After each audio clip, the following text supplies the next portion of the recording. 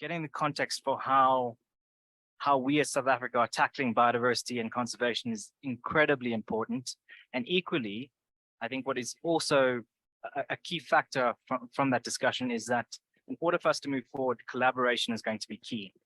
And collaboration from civil society and from the businesses within this room is absolutely necessary in working very closely with government to take this forward. So that brings me to my final point of the program today, is that we have a very exciting opportunity to actually hear from some of the business representatives in this discussion.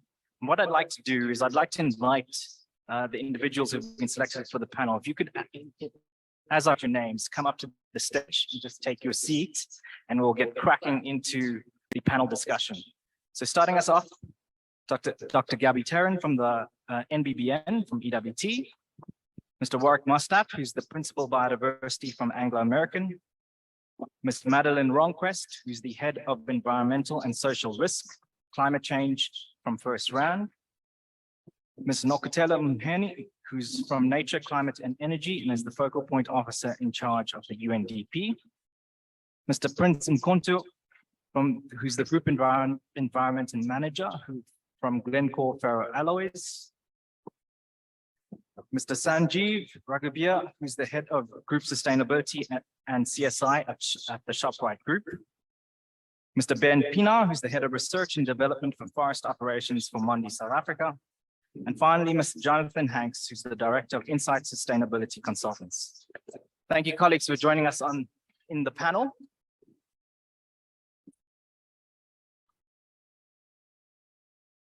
Oh, okay, I'm going to sit in the center. This is much more exciting, actually a lot easier, because looking over the podium is challenging for me at some points.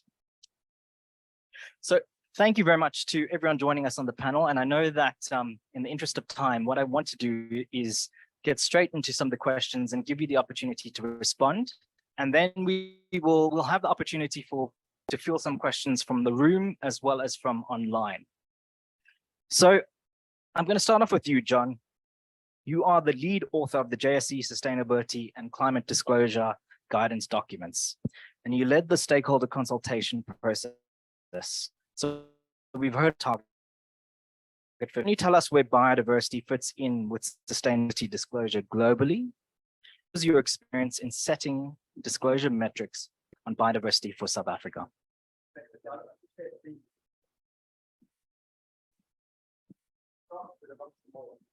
Because reporting is usually pretty dull.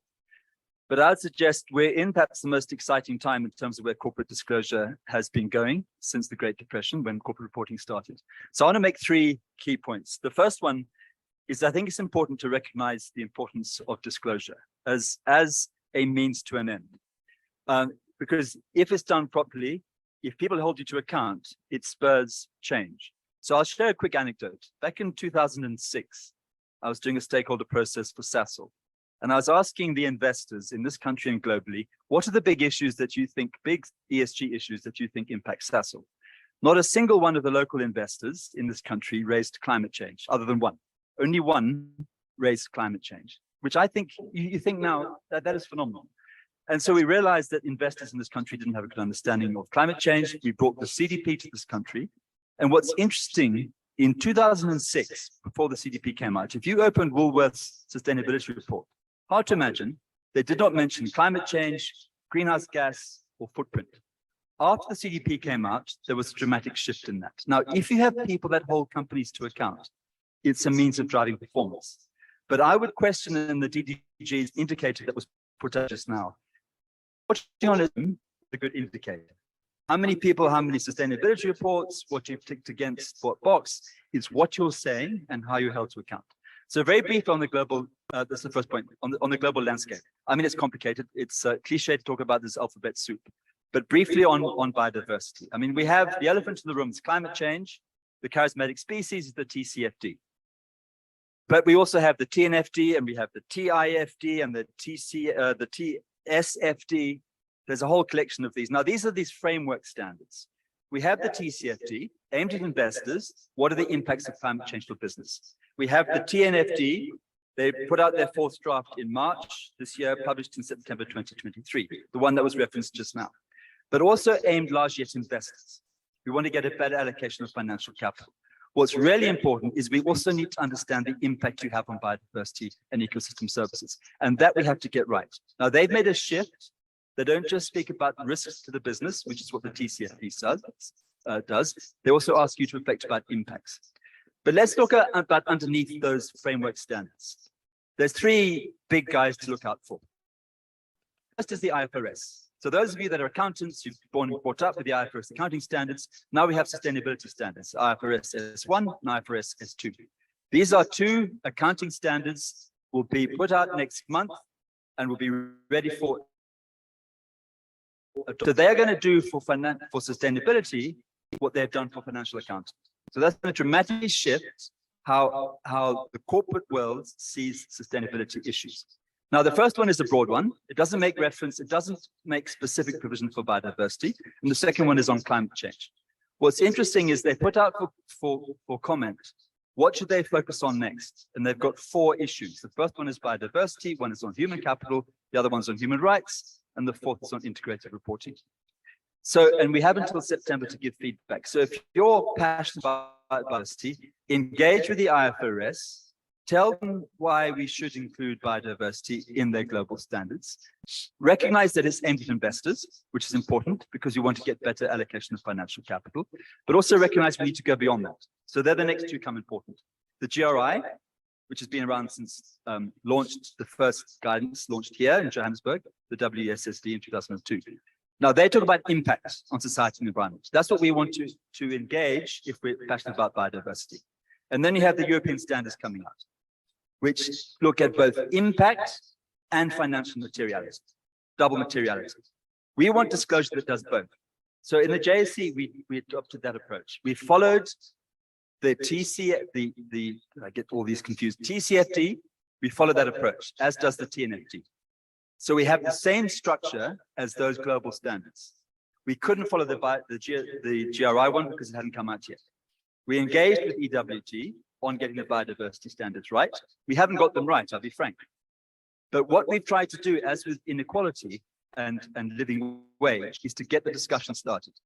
What we've done is we hope, and we've seen this already in the clients we've worked with, people will start to engage on the living wage.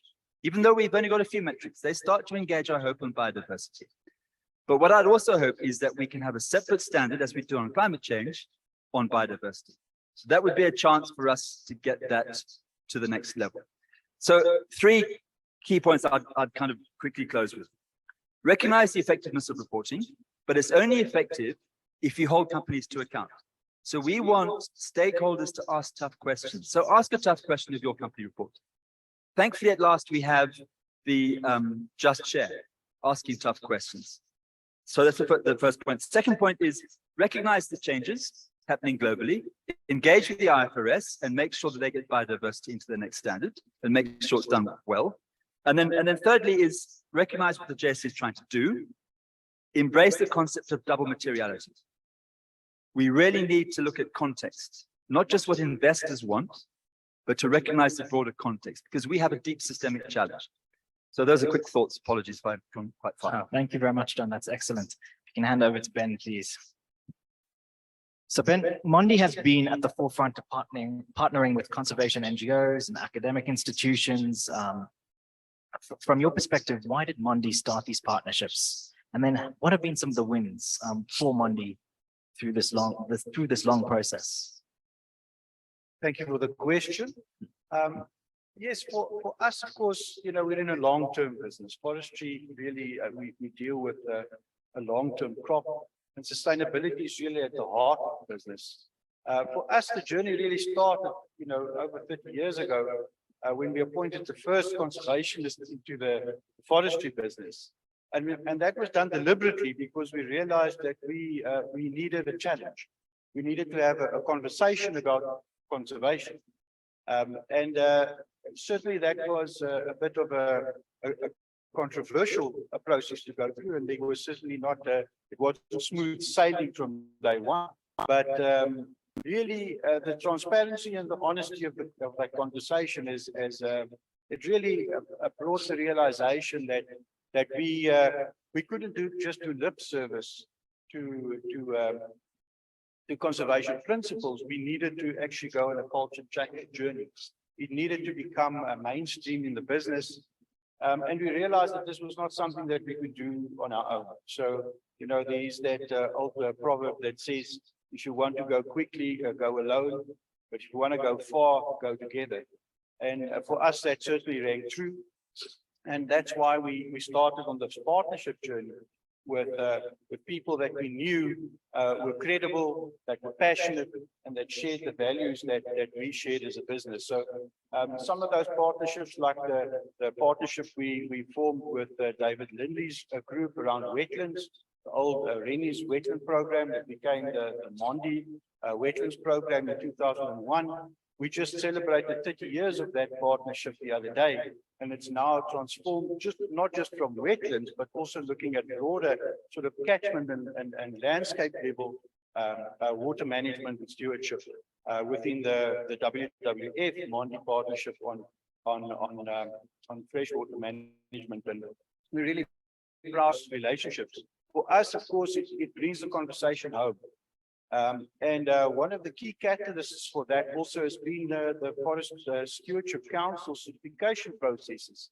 That also was controversial for us as businessmen to start with. And certainly the first few years, it was a confrontational arrangement for us, until the change happened within the business, and we realized that this is part of the journey that we want to go on. And I think that is true for every business. It doesn't matter if you even a little bit further removed, maybe from sustainability goals and you've got a much shorter production framework. Still, I think that culture has to be adopted right throughout the business. And for us, that was really key. We have some other partnerships also around biodiversity, for example, with the Ecological Networks program. Professor Samways started at UKZN, but eventually moved down to Stellenbosch University. A fantastic opportunity for us to also understand the impact of our business and on the broader landscape, and looking at the design elements and the management of the plantation areas, and how we can marry that with the conservation areas and link those together in ecological networks that would give us positive biodiversity outcomes. So really important for us. But of course, it's not just that. We have the recent partnership also with the T, and they've really assisted us to also move towards some of the elements that you were talking about. How do we go about the disclosure and the transparency and the honesty that we need to make meaningful change in the world? So I think that's also an exciting journey. They've assisted us with the gap analysis, and we're on that journey with them, and I look forward to the fruit from that. But it's not just with NGOs, we also have partnered with government. I'm so glad to hear the DDG talking about Isimangaliso, which is a fantastic initiative that we have with government as well, where in our Siakobeka forest is embedded within the Isimangaliso World Heritage Site. So for us, fantastic to be practicing commercial forestry on a sustainable basis inside the fence of the greater park. So a fantastic win for us there. Some of the other wins, of course, was self-regulation. Came from our engagements with the wetlands program, where the industry, we realized as Mondi, first of all, that the way that we've been interacting with our wetlands in the riparian zones in the past, it was wall-to-wall planting through wetlands and riparian zones. But we realized that was not a sustainable practice, and we voluntarily committed to withdraw from those areas. And we developed the mechanisms to do that with our partners. We couldn't have done that on our own. And that, I think, is also a model for self-regulation that was adopted in our industry, where we didn't wait for government to regulate the industry, but the industry realized that this is the right thing to do, and that we actually self-regulated. And I think a lot of these metrics that you see I think will guide also industry towards that, where we can forge our partnerships with NGOs, with government organizations and departments, where as a group, as a collective, we go together and we can create a better future. Thank you so much, Ben. Sanjeev. So Shoprite has taken some big leaps forward in terms of sustainability, including being the first retailer to account for your direct biodiversity footprint. Can you share some more detail on what you've done to mainstream biodiversity within Shoprite, but also what you think about Target 15 in terms of your supply chains? Thanks, Kish. I think a couple of things. I'll start off with why, as a group, we are involved in biodiversity and environmental sustainability as a whole. I think if you look at the purpose, we re-articulated the group's purpose at the beginning of last year to really about uplifting people's lives every day by pioneering access to the most affordable and accessible goods and services while creating economic opportunities and protecting the planet. Three aspects of the purpose that are directly linked to three critical SDGs for us: zero hunger, decent economic growth, and responsible production and consumption. We started the journey not too long ago in terms of biodiversity. Towards the beginning of last year or 2 years ago, we also developed our position on biodiversity.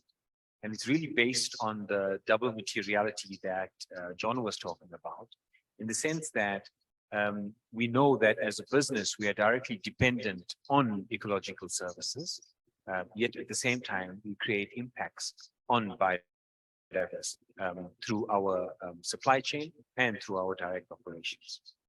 If you want to have a look at a more detailed look at our position statement, you can Google Shoprite Biodiversity. In fact, I did that earlier. The first hit that came up was the biodiversity statement. The second was our sustainability report. And the third was the 3 nearest Shoprite stores to this location. One in Newtown, one in N Street, and the other in Pritchard Street. 3 stores within a 3-kilometer radius. And the reason I say that, because it gives you an idea of the footprint of the group. And we have more than 3,000 stores in 10 countries in Africa. But the significance that we have in terms of being a player, on the one hand, providing affordable food and goods to our customers, creating economic opportunities and protecting the planet. Our journey to mainstreaming biodiversity started a while ago, but also really came to a point in the middle of last year where we engaged with the EWT team to do a biological or biodiversity footprint of our operation. So we selected 10 of our biggest sites and we did the assessment. And what was quite startling was that if you believe that, you know, an organization or a company operating in urban areas doesn't necessarily have a big biodiversity footprint, it's quite stark that many of the ecosystems that urban environments are in already are severely and endangered. So for that, I think the footprint was an 88% negative and 12% positive. We're still trying to work out how we can say that in a more positive way. But I think, you know, we started when we talk about biodiversity mainstreaming. I mean, there's a lot that we do within the group. Food waste across our operations, using more sustainable packaging, fighting and adapting to climate change. I think we're the retailer with the largest amount of renewable energy consumption at the moment. Helping communities to adapt to a changing environment by supporting them with community food gardens and mobile soup kitchens. And then, and also using responsibly sourced FSC certified products in our board. If you go into a Checkers store, will be 100% certified by FSC. I think, in conclusion, we're excited to be part of this program and part of this collective. We're looking forward to accelerating our efforts in mainstreaming biodiversity within our group. Not because it is not because it's something we do from a communities from a CSI perspective, but it's something that we believe is a significant risk to our business. Sanjeev, thank you so much. Nokuthula, Ben spoke earlier about stewardship, and I know that the UNDP has been involved in stewardship through BioFin, but looking forward, what is the role of the UNDP in protected area expansion and also meeting the 30 by 30 targets? And what's your perspective in terms of us as South Africa potentially reaching those goals as well? Yeah, so thank you very much. So I'll just start by a brief introduction of the UNDP. It's not a very famous multilateral institution. It's the United Nations Development Program. We are part of the United Nations mechanism. And here in South Africa, we are based in Pretoria. Our role as the UNDP is to support our government counterparts and other actors in the implementation and the fulfillment of the global and local goals that they've set for themselves. So we do work in close collaboration with the government of South Africa.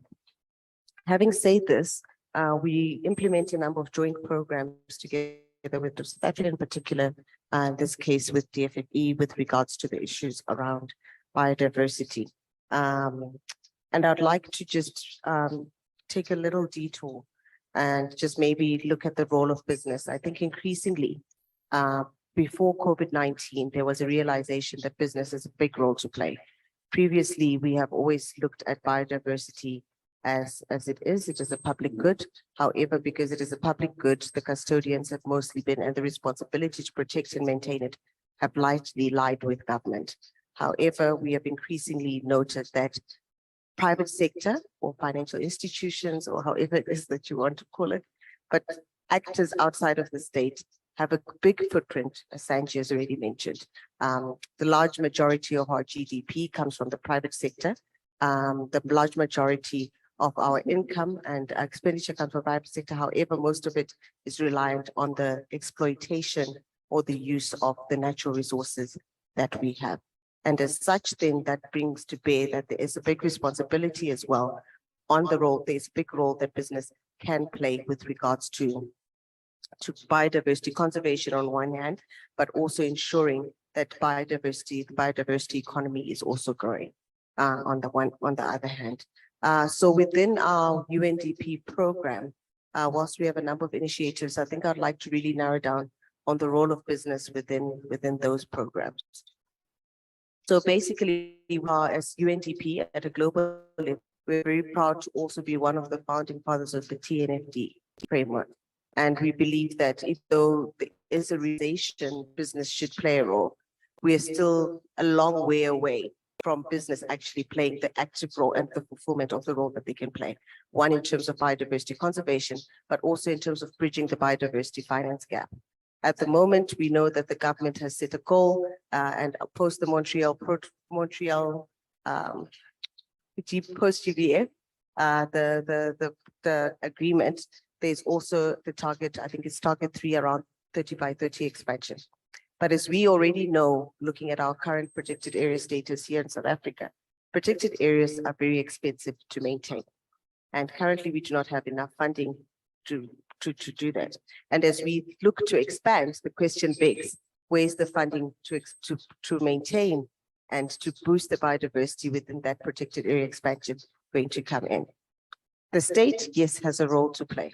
However, we are increasingly seeing, not just in South Africa, but across the globe, a big recession of the state, especially when it comes to issues of biodiversity funding. And this is where I think, whilst we are keen to engage in TNFD, do the capability studies, do the assessments, there's now, we want to finalize, there's open for comments and etc. However, I would like to urge that what we are saying is we need to move beyond that. And together with the DFFE and SANBI and Sandbox, we are piloting some innovative finance mechanisms that allow to do that. For example, when we look at the issues of mining companies, it's not only disclosures, there's the issue of offsets that comes in. So how's about when you then decide to mine X at X place, and then you need to do an offset? That offset, why don't you take over the management of a protected area or the expanded protected area so that that funding can go towards boosting the biodiversity and the biodiversity economy? So that's one way of doing it. We are also increasingly trying to work with financial institutions Because sometimes I think when we look at private sector, we look at the footprint, the things that come into play are the issues around maybe Shoprite and, the agriculture, Woolworths and etc. However, financial institutions and including insurance companies have a big role to play in terms of ensuring that, for example, in the insurance companies across the continent, we're also trying to look at the role that insurance can play in underwriting biodiversity in the insurance schemes and ensuring that there is some kind of incentive given to those people that are actually conserving and boosting the biodiversity economy within South Africa. So there's a big role for business to play, and largely business, financial institutions, private sector, and the hardcore conservationists, we don't speak the same language. Somewhere in between, we get caught up and we lose each other. But it's about finding that space. And for us, the interest is one on helping to bridge the biodiversity finding gap, but also helping the government to ensure that it can achieve the targets that it has set out. And unfortunately, that government cannot do it alone.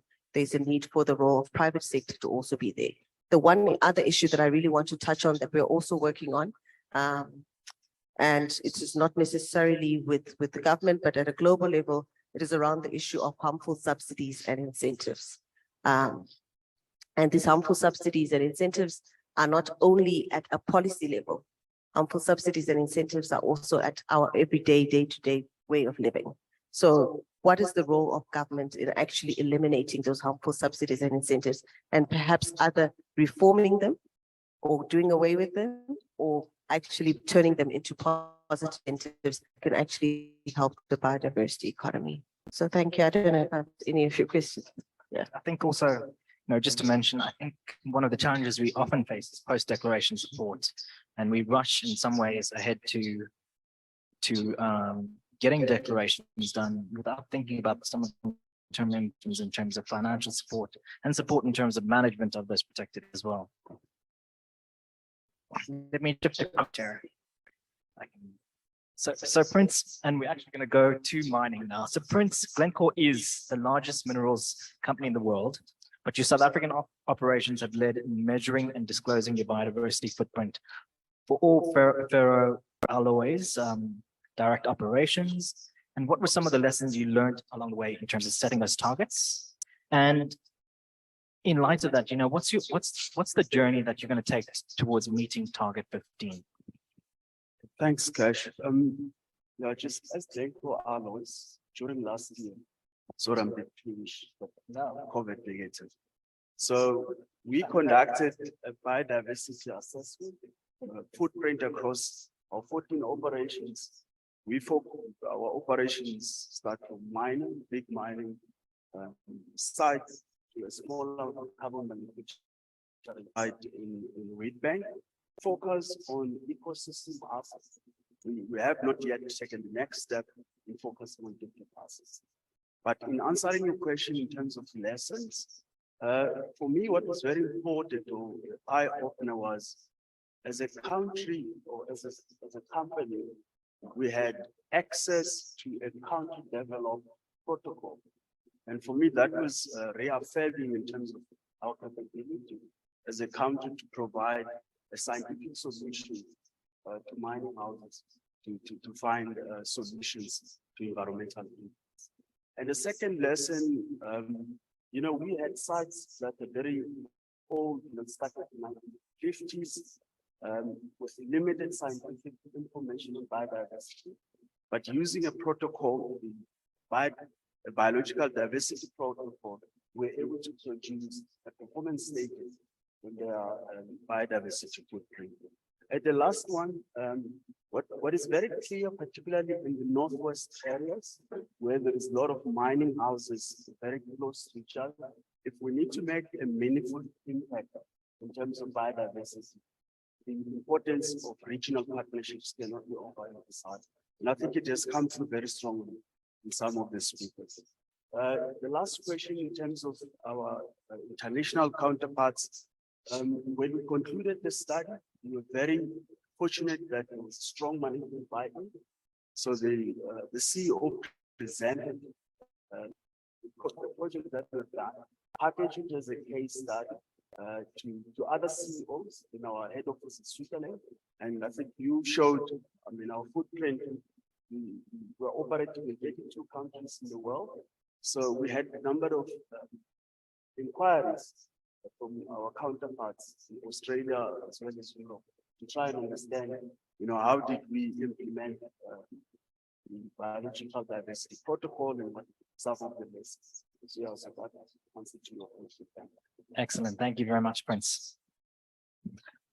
So Madeleine, finance obviously at the center of everything, and it's been spoken quite honestly throughout the day. We've just heard about, some of the discussions have been around public finance initiatives, but I also wanted to get your perspective from FirstRand as one of the largest listed financial institutions in Africa. Where can finance from the private sector help translate ambition and agreement into action for nature? And also, where can't it? Okay, I'm going to try, but let me just start off by saying, personally, although I see mandatory reporting, I don't think that necessarily in itself has to be the catalyst for financial institutions to move capital flow towards a greener economy. I think that goes without saying, and it should be part of the natural evolution of a business. The other thing is also that our clients are very important to us, so we need to have a good understanding of what it is that they are dealing with. I've heard in these conversations today the word complexity quite a few times. And as an ecologist, I understand biodiversity, but where the complexity comes in is with the quantification, the measurement, the accounting and pricing externalities. And that is where I place a lot of reliance on people within our group who has that knowledge, who understands pricing externalities and what it means for the finance institution. And we've been looking at financing projects and the risk of biodiversity for quite a long time now. So when we look at credit, we do an enhanced due diligence and we look at the impact that the client will have on biodiversity. We haven't necessarily looked at dependencies or direct impact that the clients have on nature and vice versa. It was when we were offered the unique opportunity to participate in the task force for the TNFD that we grabbed the opportunity, because Africa is such a unique country, a continent. Sorry, South Africa is a very unique country in terms of biodiversity. It's very different, I like to think, to the other continents, and therefore I think we need a voice. So that is one of the reasons why we took it on, and also because of the complexity. And for us to better understand what a framework or a guidance would be and a place for us to start. I know it's become very complex, but I still believe that it's the way to go, and it does provide us with a step-by-step guidance. As I said, the thing that I've seen, so I've been with the group for 22 years, and the thing that I've seen change most is engagement with clients. Getting more involved in the client's business, understanding it better. There's a huge problem with data, getting hold of data, and the companies have been doing this for many years. So, what better than to get data from companies directly and to understand it better. From our own perspective, what cannot be done is that we just throw the problem. That's not the way that a commercial bank works. What can be done, though, is that we creatively create finance mechanisms, both through funding that we get from development funding institutions, as well as capital that we put aside or where we crowd in investors to create sustainability-linked bonds. And we have a few of those already. We have a sustainable bond framework in which there's quite a section on biodiversity and natural capital projects that would qualify for these bonds. The problem with that is as well that it's huge amounts. So it's like 1 or 2 billion in that one. Not that it's a problem, I'm sure, to spend money, but we need project scale to be able to do that. So we are currently investigating innovative ways of financing nature and biodiversity. I'm lucky enough that we have the buy-in at our C-level suite. And there's quite a push from that side for us to grow the opportunity side and not just look at the risks. Thank you so much. Warwick, we saw from Gabi's presentation earlier on today that Anglo-American topped the charts when it comes to disclosure and from the JSE listed companies.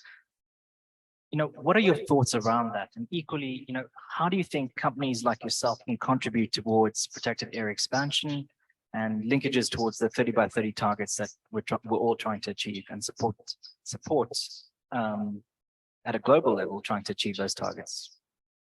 Thanks, Kish. I mean, it's encouraging to see the results, but I mean, I think we were talking earlier, when you actually see if you had to add up all of the scores and for a company to achieve them all, I think, John, you mentioned it, say if we scored 18, I think the top, if you were top, you would get 32.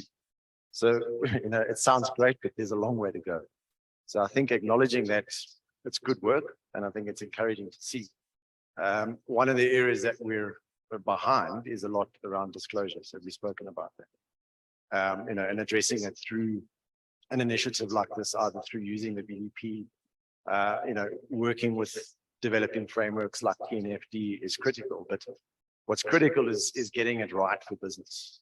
We've had conversations around, biodiversity being complex, but I think we can, understand just how complex reporting can be, and making it, to the point where actually companies, it's almost a disincentive for them to disclose because it becomes so complicated. So I think that's quite a clear message we would like to get across. I think, to the point around the protected area and the 30 by 30, we were having a chat over tea around what's better for companies. Is it the stick or the carrot? And it's probably a combination of both, but the carrot has really got to be, it's got to be juicy. There's got to be an incentive. And we heard about, UNDP around the opportunity, certainly in the offset space. I mean, it's something that we've looked at, and what's really encouraging, is to see we hopefully, Pam's sitting in the back there, around getting this, enacted in terms of our biodiversity offsetting strategy at a national level, where we can now see at a province and at your sort of regional conservation level that there's a clear understanding where the opportunities are around offsets. That offsets are applied, consistently across all of these geographies and across all of the provinces. But I think also, we've got an opportunity to challenge, and that was really encouraging to see the development of it, particularly where it's like for better. So we've been pushing us to say, yes, offsets, you generally see them as like for like, but if there's an opportunity for a like for better, and if you read the EWT report, I think it was mentioned earlier, on the state of some of the provincial nature reserves, it's very sobering reading. It's actually pretty dire. I mean, apart from our national, sandparks area, a lot of the other provincial nature reserves are in a critical state. And some of them are, the biodiversity around them are so critical to be conserved. Is that why are we pushing companies to do a like for like offset when in actual fact, those areas that are in dire need, that need our investments to the point, that's actually where we should be as a priority, getting companies to invest. So, we're trying to stimulate this. We're trying to say, well, where are those protected area networks, and expand and look for offsets around that. And we do become a challenge around this like for like option. So if we can demonstrate that there are like for better, then I think that's certainly something where you'll see the private sector and entities, and particularly the mining companies, looking at that. Well, that's a really good opportunity in terms of investing in offsets. So I think, that's obviously a space that we would like to look at, certainly in the future. I mean, one of the other aspects, interestingly, around the biodiversity economy in terms of the 1 to 5 jobs, and a lot of other companies have these, sustainability commitments. One of our areas is for every mining job that we have on site, we've got a target around 5 jobs off site. But the 5 jobs off site is critical in terms of saying we've got this biodiversity economy now. So look at that as an opportunity to invest in. Often you get this sort of incentive around job creation. You don't think about the biodiversity economy or the sort of wildlife component. So I think there are a couple of things, and these are just examples. As I say, the stick is there. I think it could be there, but I don't think you're going to get the movement if you really don't look at the sort of incentive side. And another area which, we would really love to challenge is we're seeing it now in the movement around, carbon credit space. And it was mentioned with the FFCs. The FSC have got an innovative new biodiversity scheme in terms of it's almost the sort of a model of the carbon credit where you can actually, if you can demonstrate you've got a biodiversity gain, so you can demonstrate that you've either invested in a project that can deliver biodiversity gains over time, you can use that almost as a carbon offset to some of your impacts. And I think that's again a space that companies would like to see so that you can get into this. It might not necessarily offset the impact of your direct footprint, but it certainly can be used to offset some of your externalities around some of the sort of carbon and the emissions, but in particular around the sort of biodiversity. So this nature positive contribution, it's a bit of a tricky one to try and understand. And the way that we see it is that there are a lot of impacts that we manage inside of our fence or inside of our mining, our footprint areas. But there's these ones that are outside of that, where we can see we can make a really meaningful contribution. Excellent. Thank you, Warwick. Finally, Gabi, with all these perspectives that we've heard of how companies are measuring and disclosing their biodiversity impacts to meet target 15, but also how there's a need to accelerate the expansion of protected areas and especially finance to do that. Is there a win-win scenario where the business-related targets of the GBF are met and this contributes to the 30 by 30 to build back biodiversity?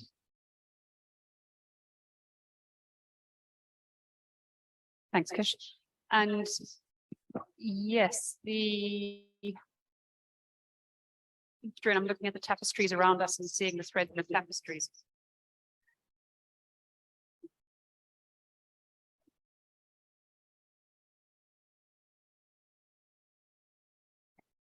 I'm going to touch on what Madeleine was saying around how biodiversity is complex. And I'm going to touch on what Warwick was saying about how we need to go beyond our borders. And I'm going to touch on what Sanjeev was saying, where, if you're managing biodiversity as a Shoprite in urban areas, what are the opportunities? All of this is incredibly complex, but biodiversity doesn't know boundaries. It doesn't know where a business management stops. It doesn't know where a fence is sometimes. We touched a bit on how South Africa is leading in terms of disclosure and measuring of impacts and having really good audit trails of the state of biodiversity for companies.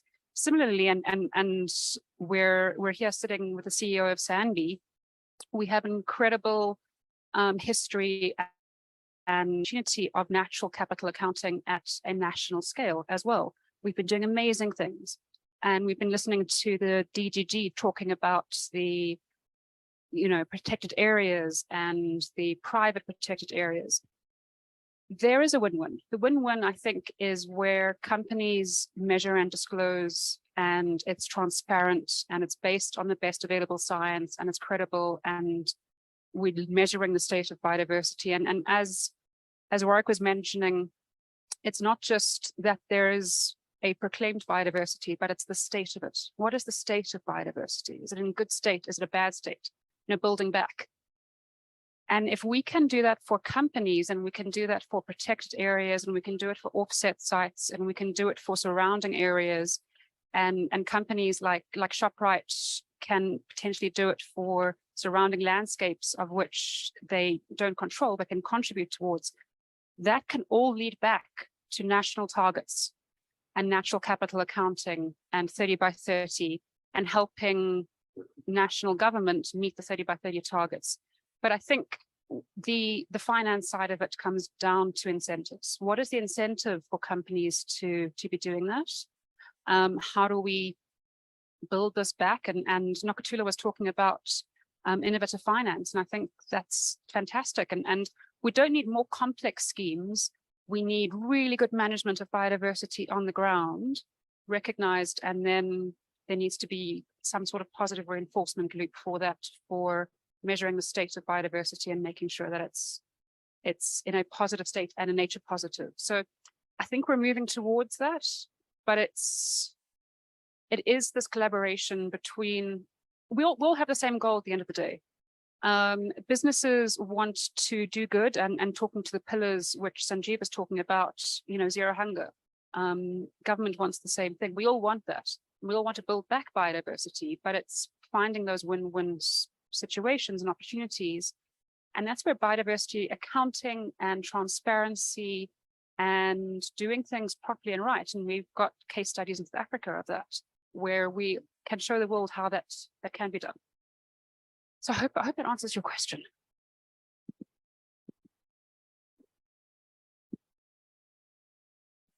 So now I actually want to give, so thank you very much to all our panelists. That was absolutely excellent. And I really, really appreciate, in fact, I could ask a load more questions, but given our time, I think I'd like to open up to the audience, to the floor within the room itself for a couple questions, and equally to some of the people online.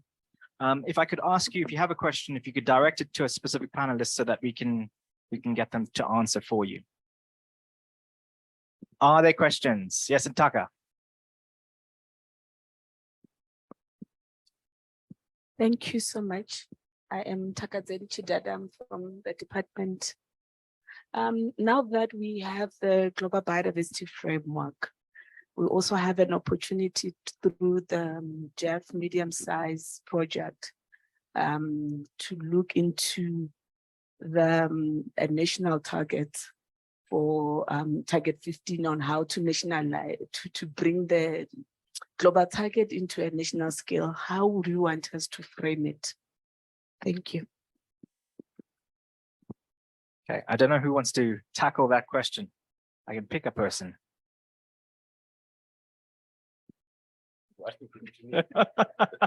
Warwick was closest. I honestly think it's not just target 15.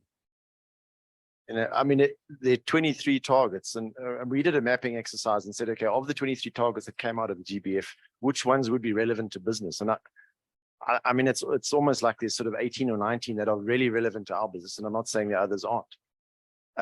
Target 15, yes, it's got that sort of business flavor in it, and I think that was one of the sort of, maybe it was sort of almost too much emphasis put on that at Montreal. But I think if you unpack some of the other targets, I think you'll see a lot more opportunity in there as well, around just some of the elements that businesses can actually link to. The trick is, how do we get that to translate to an NBSAP that then at national level, national government can then say, look, here's our target. And then as a business, we can say, well, that's a perfect, sort of stretch goal for us to say, we can map our contribution to target 15 or target 2, I mean, there's a whole bunch. So I think target 15 is business related, but there are a whole bunch of others that we shouldn't lose sight of. I don't think I answered your question.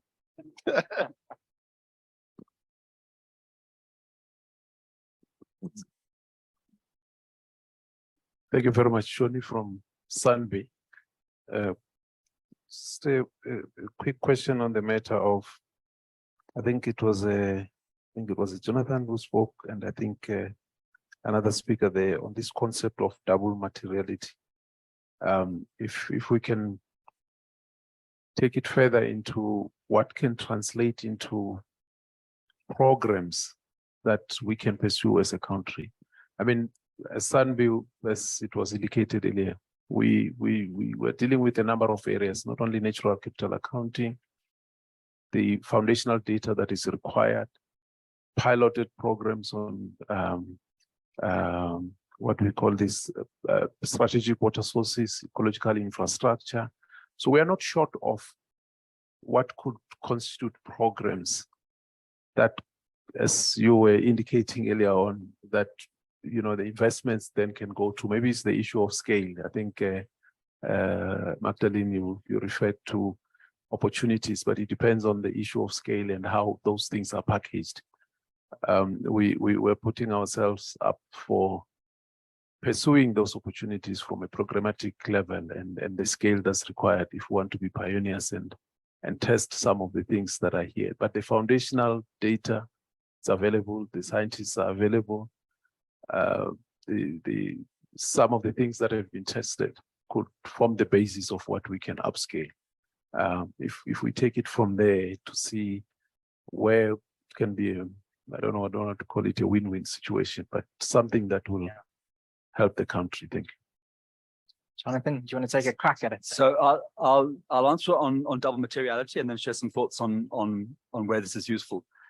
So there's two elements to it. The first one is what is financially material. So if you're a company that's reporting, if you're going to engage providers of financial capital, if you're going to engage investors, you want to report to them what are the issues which are going to impact cash flow over the short, medium, and long term. So what environmental issues impact cash flow? And you want to frame it in a language that investors understand. So that you're going to make the case that this issue, this biodiversity issue is going to impact my business. And so they realize that this kind of soft ESG issue is not a soft issue, it's not a woke issue, it's an issue that is material to the financial performance of the company. So you want to frame it through that lens so they get smarter allocation of financial capital. The other element is impact materiality. So where do you have an impact on society and the environment? Now, oftentimes that'll impact yourself, but in many times it won't. That's the whole problem of externalities. So you send that cost out to society at large. The example often uses Coca-Cola. They have a huge margin adding sugar to water. Society bears that cost because we all get sick and unhealthy. So we need to internalize that cost with a sugar tax. So let's take the issue of the impact and biodiversity impact. And that comes to the indicator. I think we need to work on your indicator on number 15. It's not the number of companies that issue reports. It's not even what's in the report. The issue about impact materiality for it to be useful is to understand thresholds. So I can say I've used 50 megaliters of water. Dry area or a wet area is completely different. So what's the impact been on the capacity of that area for it to regenerate water? It's got to be context specific. It's got to understand thresholds. So we want companies that move beyond, this is what my greenhouse gas emissions are, but how am I contributing to the overall against the carbon budget? So we need both. If I just report on my impact and the context, and I don't make the case why it's financial, then we don't engage investors. So we need to keep financial reports that engage ESG issues through the financial lens so that they see that this stuff is material and not like the Republican Party would tell you some sort of woke distraction. But we also need, when we speak about impact, to make sure that it's material because you look at the threshold. And that's context-based reporting. And sometimes even the GRI doesn't get that right in terms of understanding the context. And so what we need to do is hold companies to account that they're giving you metrics which can make an informed decision. And frankly, I've been in this game a long time. A lot of these reports don't give you useful context.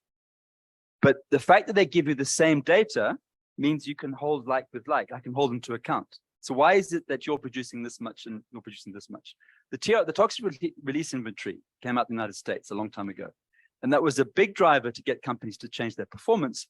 Because all of a sudden, why am I putting X tons of NOx and he's doing half I am doing? I understand, gosh, I need to change it. So there's a lot of answers there, but I would encourage you to look at both impact materiality, understand financial materiality, and look at the context and the threshold and change the indicators you've got currently, because I don't think they're going to be right. I don't have the answer what the right indicators are, but that's what there's going to be a group here that's going to give you that answer, I hope, or help you get the right answer. Does that answer your question? Sanjeev? Thanks, John. I want to try and land the point as well in terms of what DDG was presenting for double materiality. I mean, if you look at the opportunities in the wildlife sector in terms of hunting, there's opportunities there, but the risk is if we don't look after that inherent biodiversity that's there, we will lose that opportunity. So that's an example of it. Fantastic. I'm going to take one more question from the floor, and then I'm going to take a couple questions from the online room.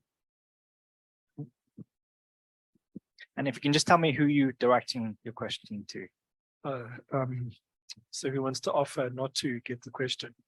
No, so maybe a more sobering thought. I was chatting with somebody at T, and I think the sobering part is how serious we need to take the issue and what is it that we can do to streamline, enable, incentivize, and the language around that is not about regulation and not about how complex reporting and disclosure needs to be, but what is meaningful action look like when taken to scale. So if I got the numbers right, and even if I'm out by 10, they're big numbers, but we need something like 2.5 million hectares a year between now and 2030, secured under some form of effective conservation management, if we think about condition, not just set aside. So to Warwick and Gabi, building on the protected area examples you given earlier, what does that practically look like if we want to take this to scale? And I think one of the themes for me that comes out is partnerships. So what does this practically look like if government and business are going to do this well together with communities and civil society? I'm happy to take a stab at that first, because I think some of the conversation which we had illustrated today and we spoke about was on the biological diversity protocol, and we didn't actually explain what that was. Through biodiversity accounting, we can take that to scale. So it's using the lens of biodiversity accounting, which is double entry bookkeeping, which if there's any financial, I'm a scientist and an ecologist, so I don't. But we need to have a look at cumulative impact, and we need to have a look at periodic impact, and we need to really look at both extent and condition. So it's scaling that up, and we can then have condition adjusted spatial metrics. And we can do that for any ecosystem, whether it be a wetland through partnerships, whether it be a threatened Cape Flats ecosystem. We can do that at scale. We can do that for our protected areas, but we need to take both into account the extent and the condition of the systems. And we have the tools and the metrics through biodiversity accounting to do that. I don't know if that's, yeah.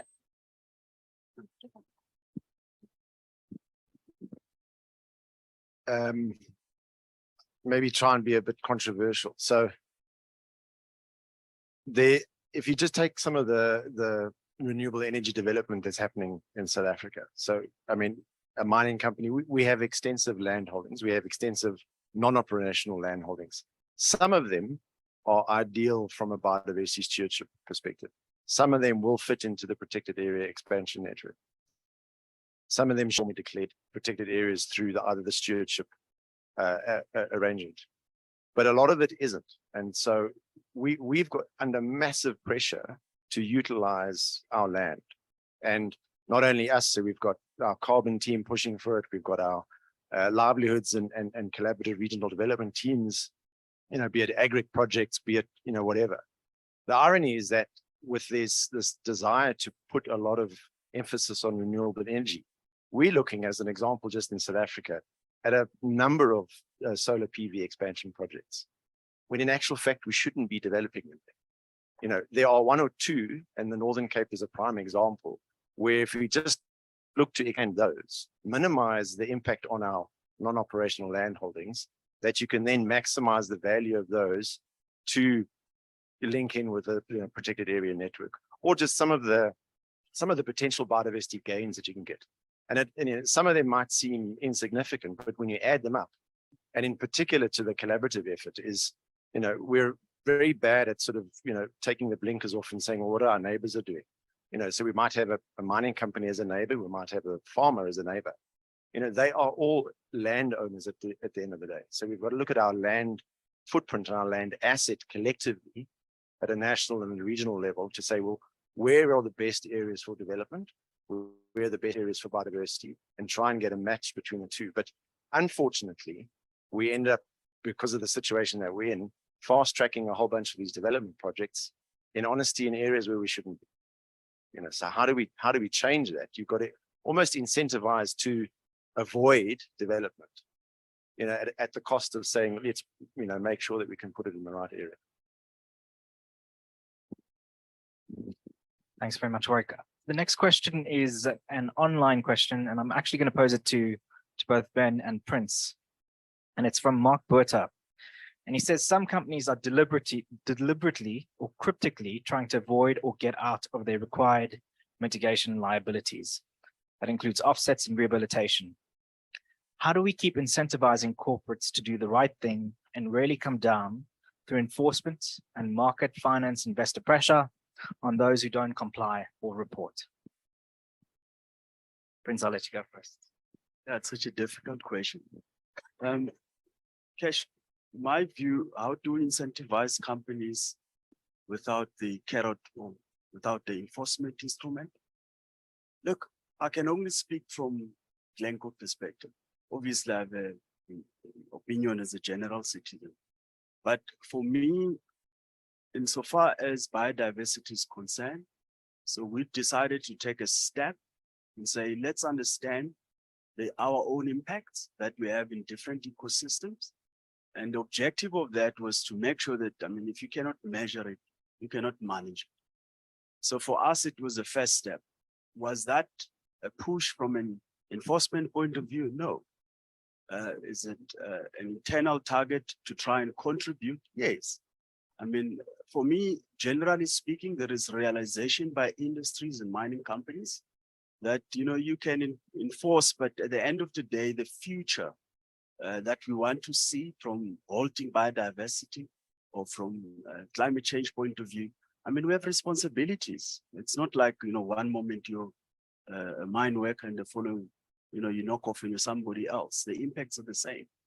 And so for me, there is a growing realization in terms of legal and moral obligation towards environmental management, you know, be it biodiversity or decarbonization efforts.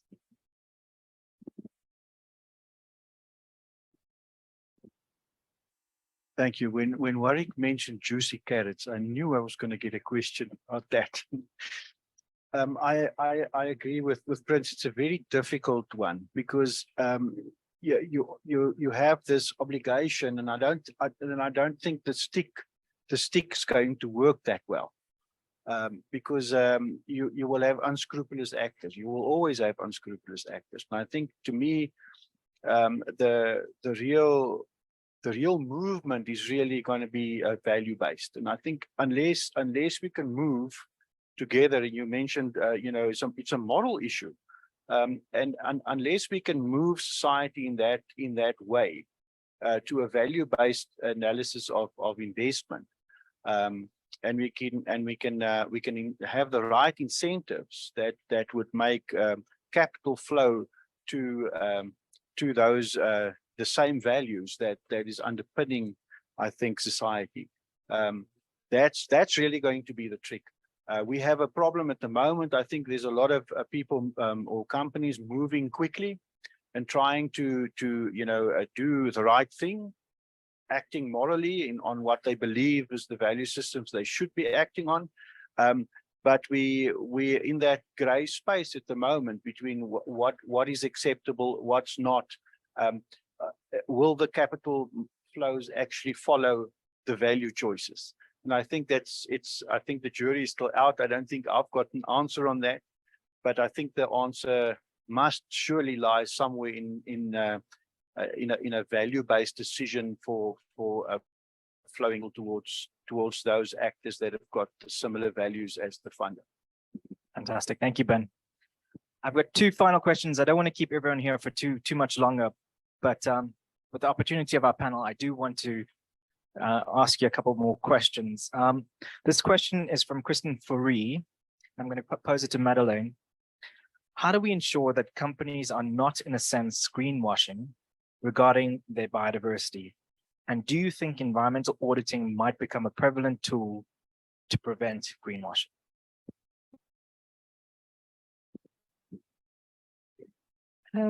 I think we should always be very careful about greenwashing, and it's becoming more and more talked about. I think from a carbon perspective, we go to credible resources or sources of information. So we'll go to the CDP or the TCFD report or whatever. And we're hoping to be able to reference credible sources of information in the future for biodiversity as well. We are currently doing a study on what is reported under biodiversity to do an assessment of, to try and do an assessment of what is greenwashing and what is real. So I think the jury is still out on the question. We don't have the answer yet, but I think it's critically important that we do. Add to that, I want is that on the one hand, greenwashing, we've got to be extremely wary of that. because you lose integrity and you lose what you're trying to do. But at the same time, we have to be wary of green hush, where companies are doing what is good and what is credible, and they don't talk about it for the fear of being called out. And with that, please excuse me, I have to catch a plane. So Thank you, thank you Sanjeev. very much for the questions and the participation. Thank you so much. I appreciate it. I'm going to ask the final question, Nokuthula. I'm going to give you an opportunity to answer this. It's a challenging question posed online by Mark Buerta. And he says he has a question for corporates on a challenge fund to meet the most pressing apex targets in the GBF. And essentially, he says we need 100 or 10 billion rand to secure and manage priority areas. If the Minerals Council, the Banking Association, and other industry bodies could raise the resources and challenge the Treasury and DFFE to match it, corporate resources can be implemented through NGOs and CBOs, and state resources through entities and provinces on the back of convincing business plans. So essentially, he's looking at, what are the opportunities around creating this type of challenge fund and getting government entities to actually support and match that. Yeah, well, first of all, I don't work for government, so I can't speak on behalf of government.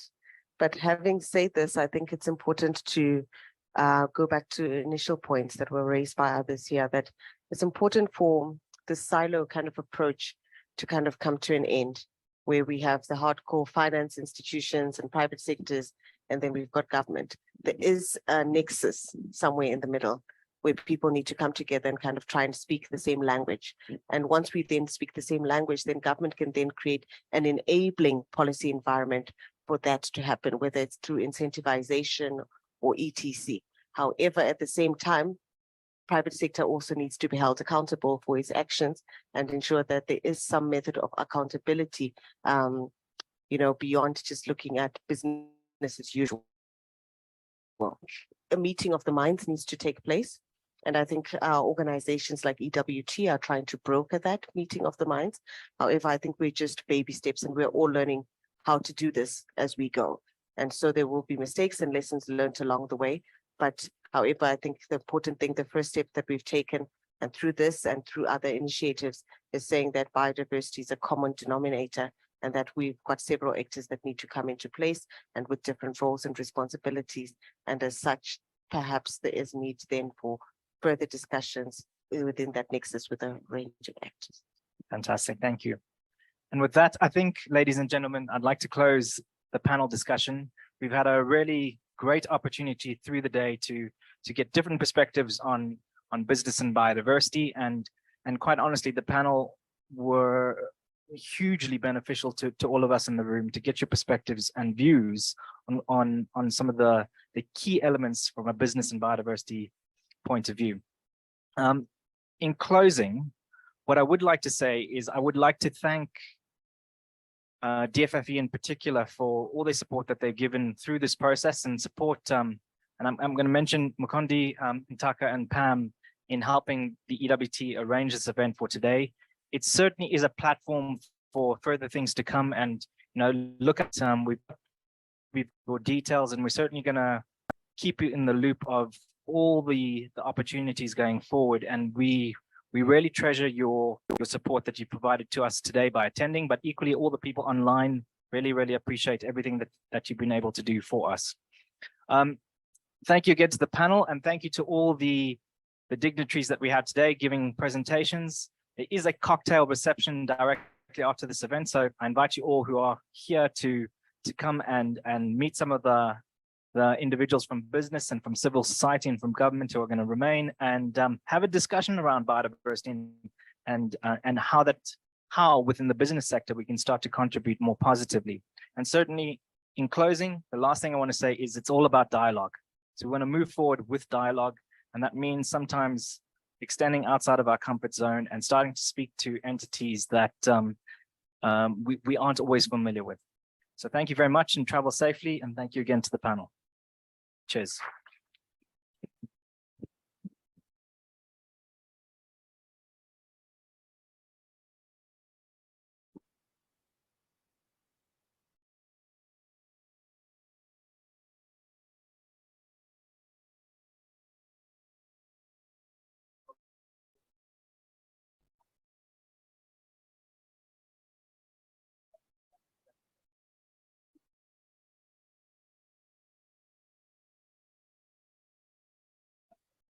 Yeah.